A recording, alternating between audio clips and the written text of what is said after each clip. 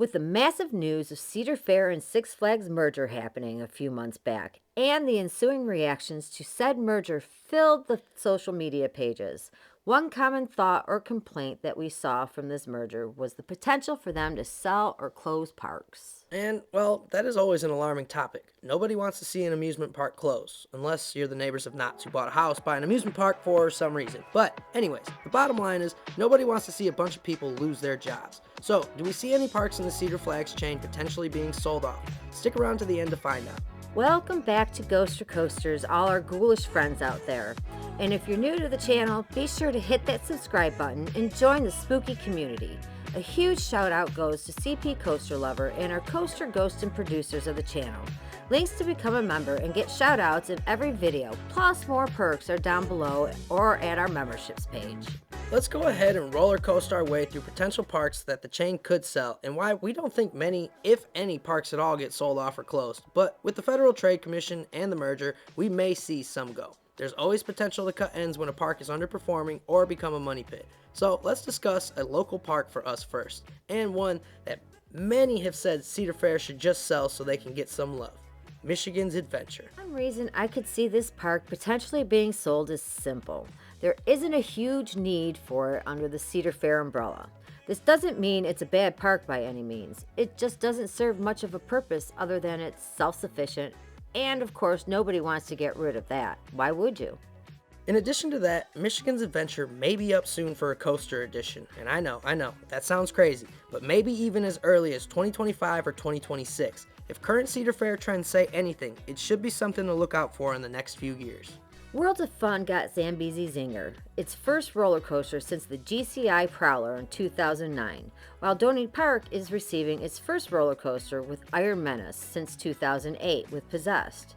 Valley Fair is rumored for a potential invert coaster or wing for 2025, so don't be so quick to hope Cedar Fair sells Michigan's Adventure. What if they wind up with a new B&M roller coaster soon? Plenty of reason to be excited for the park's future under the chain if Cedar Fair continues its streak with smaller park investments. Moving along to California's Great America. Yes, it's currently up in the air. Currently, the city of Santa Clara doesn't seem too fond on losing the park, but for all we know, the chain could find a way to cut ties with it if they deemed it necessary to meet any FTC standards for the merger. Already being a park they plan to close or sell off in the next decade now, it seems obvious that it's on a list of potential parks to close or be sold off in the merger. Relocated rides and plenty of opportunity. Time will tell what happens. I'd like to bet on California's Great America being around after the next decade, but that's just me. Maybe under a different chain. Who knows?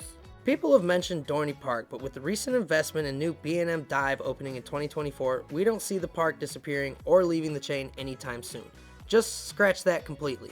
There are a few Six Flags parks that could potentially leave the chain though, become independent, or just lose the operations from Six Flags. So let's go ahead and get into that now. Six Flags Great Escape. They have a new coaster coming out there with Bobcat celebrating 70 years and its first coaster since 2003. But little else has happened since, so maybe it becomes an independent park? Yeah, I agree, and maybe we see something like that with Six Flags Darien Lake as well. The park has some nice rides, but hasn't been touched in some time. Seems to be a walk-on park at most given times. And like stated earlier, if it's not owned by the chain, why continue to run the park if the option comes along to get out of it? We're not sure how the contracts are there, but nonetheless, seems like a park that could stay or go and wouldn't be surprising either way. Yeah, no, not at all. Six Flags St. Louis is another park, which its most recent addition is a relocated Boomerang from Six Flags over Texas and Rookie Racer, a family roller coaster in 2023. The park is in a good market, so time will tell with this one, but again, another park we could see potentially getting sold off. As far as Knott's Berry Farm, Canada's Wonderland, Kings Island, Cedar Point, Great America, Great Adventure, Over Georgia, so on and so forth, seems to be safe within the chain. Anything can happen though. Make sure you guys let us know down below which parks do you think Cedar Flags will decide to sell off. Which parks, if any, do you see actually closing in the next decade? And of course, do you think the Six Flags theming comes to some of the rides within the chain? Stay tuned because we'll also be doing a video about that soon. In the meantime, hit that subscribe button if you haven't already. We're racing towards 2,000 coaster ghosters out there, and honestly, we couldn't be happier that all of you joined the spooky fun. Absolutely. Hit that like button, it definitely greatly helps the video. And of course, as always, Thank you for being a part of this spooky community and for Coaster Ghosting with Ghoster Coasters. Have a Six Flags day, everybody. At America's Rock and Roller Coast. Woo!